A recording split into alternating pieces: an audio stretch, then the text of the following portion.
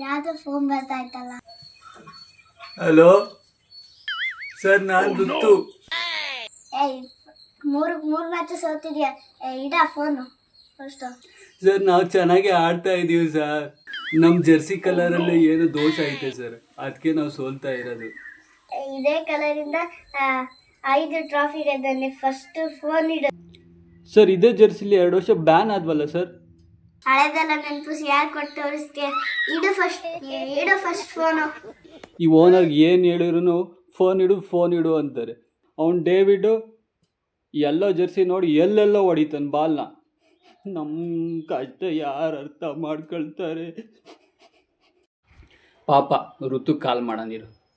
Hello ಋತು, ನೀನೇನು ತಲೆ ಕೆಡಿಸ್ಕೋಬೇಡ. ನಿನ್ನೆ ಮ್ಯಾಚಲ್ಲಿ ಸೋತಿರೋಕ್ಕೆ ನೀನೇನು ತಲೆ ಕೆಡಿಸ್ಕೋಬೇಡ.